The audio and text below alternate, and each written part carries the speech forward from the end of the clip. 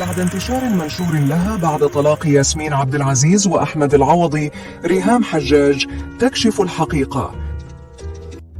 والسؤال الأهم، ليه لما يتذكر اسم ياسمين عبد العزيز لغاية دلوقتي ومن بعد 6 سنين بيتذكر اسم ريهام حجاج؟ ليها كامل مساء الخير يا الاحترام. جماعة. أنا بعد، وكان قبل ما تاخد هي بطولة ليها مطلقة كانت برضو بيكبر حجمها تدريجيا، من الكبريت الأحمر لنصيبي واسمتك لحاجات كتير قوي هي عملتها وعلمت بالأدوار بتاعتها. فليه احنا كل شوية الست دي لازم تيجي سيرتها؟ ست قاعدة في بيتها ولا ليها ولا حصل قبل كده بقالي 6 سنين بيتقال كلام ستوري ومسحتها، وستوري انا كاتبه فيها انه احلى يوم في حياتي وسخافه ليها، قاعدة مع عيالها فجأة وطلعت بفيديو. ده اللي ضايقني ان هي ردت. انا متعودة ان ريهام ما بتردش على الحاجات دي، ودي مساء الخير يا جماعة. انا طالعه النهارده اعمل الفيديو ده علشان ارد، وانا مش متعوده الحقيقه ان انا ارد على اي اشاعات ولا اي افتراءات. يعني حصل قبل كده بقالي 6 سنين بيتقال كلام انا عمري ما قلته، بيتقال حاجات عمرها ما حصلت مني وانا عمري ما رديت.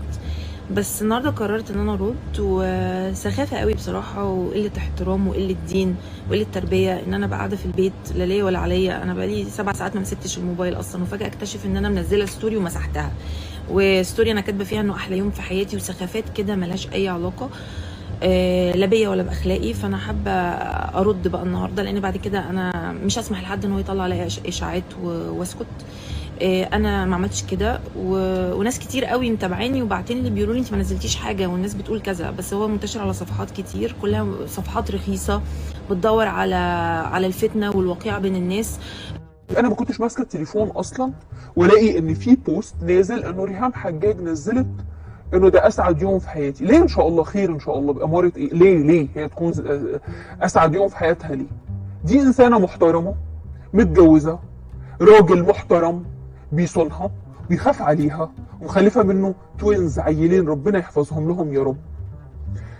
الحقد، معقول حقد البنات وحقد الفانز بتوع الناس التانيين وناس غريبه اهو الصوره قدامنا، وطبعا باينه ان هي فيك وباينه ان هي فوتوشوب اصلا معمول. يعني الحته اللي فوق دي اتقصت واتركبت على البتاعه دي اللي تحت، تمام؟ هل يعقل ان الحقد يوصل للدرجه دي؟ انا بقعد افكر بقول يا رب، طب ريهام حجاج يا جماعه اشتغلت على يعني حصل قبل كده بقالي 6 سنين بيتقال كلام انا عمري ما قلته، بيتقال حاجات عمرها ما حصلت مني وانا عمري ما ردت في البيت لا ليا ولا عليا. انا بقالي 7 ساعات ما مسكتش الموبايل اصلا، وفجاه اكتشف ان انا منزله ستوري ومسحتها، وستوري انا كاتبه فيها انه احلى يوم في حياتي وسخافات كده ملهاش اي علاقه لا بيا ولا باخلاقي. فانا حابه ارد بقى النهارده، لان بعد كده انا مش هسمح لحد ان هو يطلع عليا اشاعات واسكت. انا ما عملتش كده، وناس كتير قوي متابعاني وبعتين لي بيقولوا لي انت ما نزلتيش حاجه والناس بتقول كذا، بس هو منتشر على صفحات كتير كلها صفحات رخيصه بتدور على الفتنه والوقيعه بين الناس. متخيلين الست قاعده في بيتها ولا ليها ولا عليها، تفتح كده تلاقي ان في كلام بيتقال عليها وان هي بتعلق على مواضيع. هل الحيافه وصلت بينا لكده؟ فكرت كده قلت ممكن يكون بقى ايه، ناس متغاظه. عارفين ليه؟ عشان دي ست اشتغلت على نفسها وفي راجل آمن بيها واخد باله منها محافظ عليها ومخلفين عيلين ربنا يحملهم لهم وبيدعمها. ما انت مش كل يوم هتلاقي راجل زي ده، صح؟ تفكير البنات بقى، طب ليه مش انا؟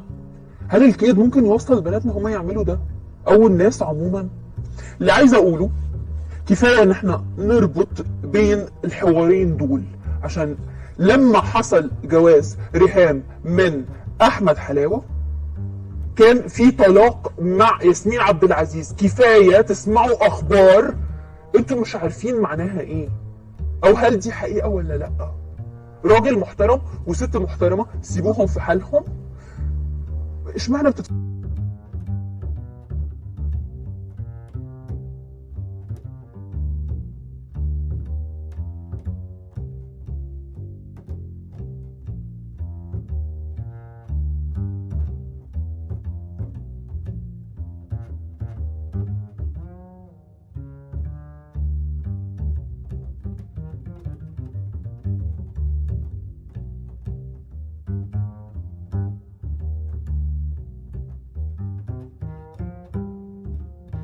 ريهام احنا بنحبك جدا، وانت غير مطالبه ان انت تعملي فيديو وان انت تبرري، عشان احنا عارفين معدنك وعارفين اصلك الطيب، بنحبك جدا.